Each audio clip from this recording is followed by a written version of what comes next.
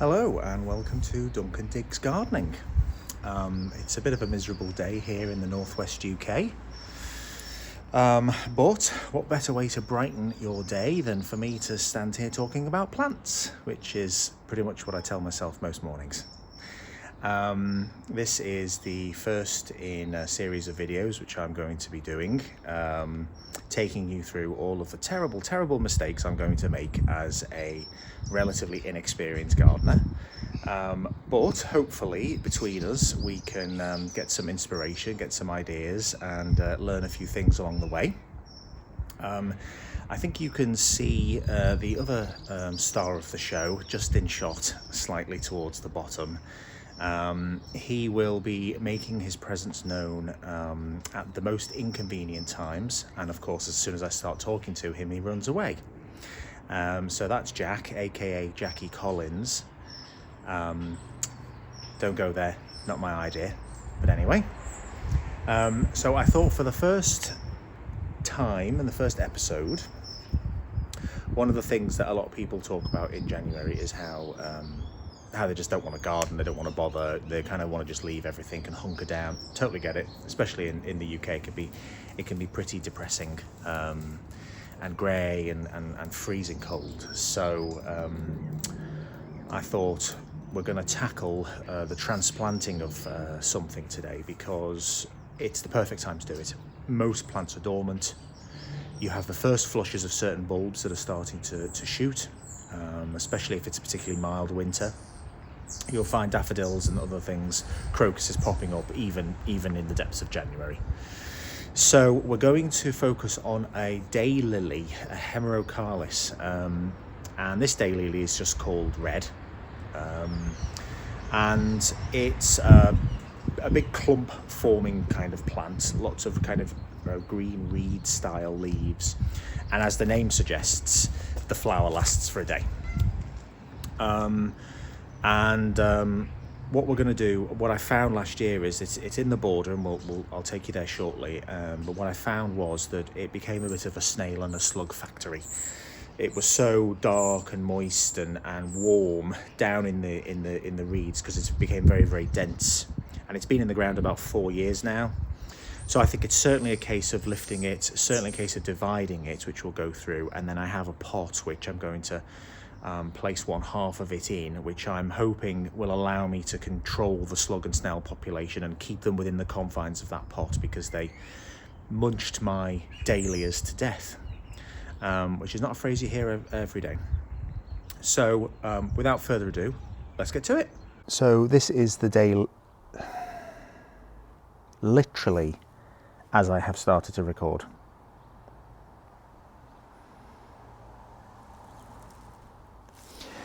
So this is the daylily here. Obviously it doesn't look like much because it completely dies back every year. So just sort of bear that in mind, especially when you're planning space around it. At its peak, it kind of filled easily this sort of space here, completely overshadowed some of the other plants. So really speaking, I only tend to plant bulbs, spring bulbs, because it'll be at least kind of late spring before this grows any bigger. So let's get it out the ground.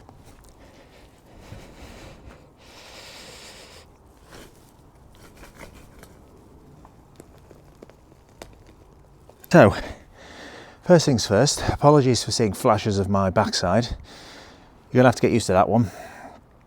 And I can hear my husband dying of embarrassment even as we speak. So, and I make absolutely no apologies for it. I'm a fat old 47-year-old, end of. So here's our clump. You can see we've actually got some new growth starting here already. I'm now going to probably get a spade and just chop it in two. So let's see what that looks like. There we are. Okay, you can see the insides of the roots there as well. Plenty of new growth, so this is perfectly fine as a plant. I can transplant that into a pot. They pretty much are happy in any soil as long as it's free draining. They like full sun, but they can tolerate a little bit of shade. So let's plant it up, and we'll see what it looks like in the spring. So I've picked this pot for one half of it. Now it probably doesn't look incredibly deep, and I think because it's a clump forming, we'll see how it spreads and fills this circumference. One problem, however, is that there's a solitary hole in the bottom, so it really does need a lot more drainage soils. So I'm going to add them next, and then we'll try and put one of the pot up one of the halves and see how it goes. The other half, I have another pot which is a standard terracotta. It's a lot deeper, so I'm probably going to split it across those two, and we'll see which one does better. Always very important to put crocks in the bottom of your pot once you have some holes drilled. Just prevents them being clogged with soil, and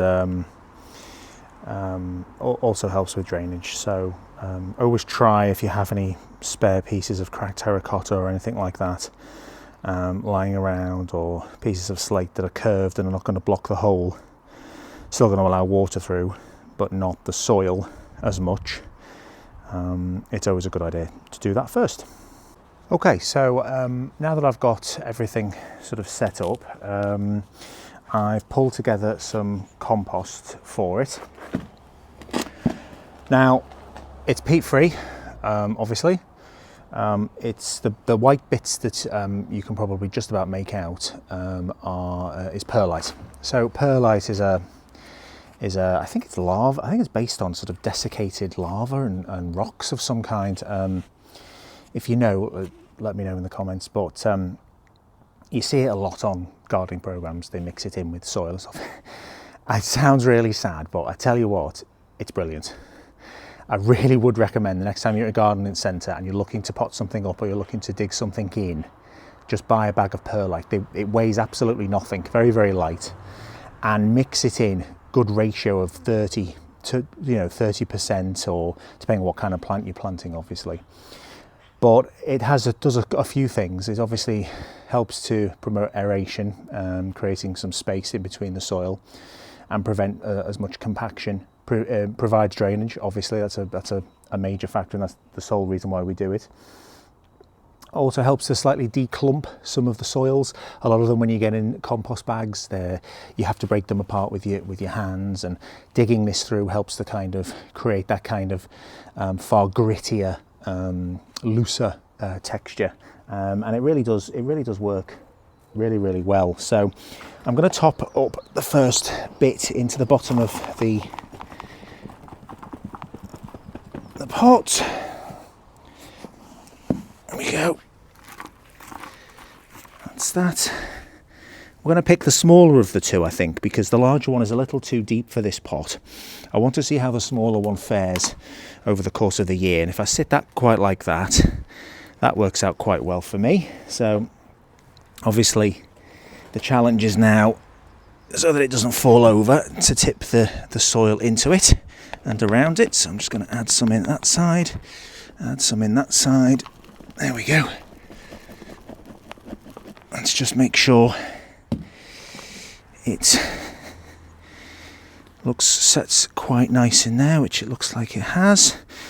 Obviously lost a few casualties there in the chop. Don't worry too much about it, it'll grow back, and then we can just pour the rest over and around it like that. Now, I'll probably top this up even more afterwards, but just clear it out. Needs a little bit more to go in, but essentially that's it. And what I'll also do now is I'm going to try and wrap a copper band around the outside of this, because if the slugs and snails do find their home here, I don't want them travelling beyond the pot. Do what they want in here, but beyond the pot, no, don't want them going any further. So that's ultimately part of the goal of this as well.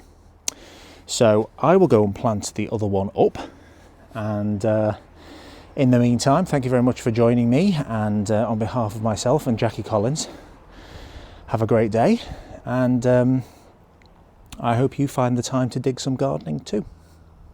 Bye for now.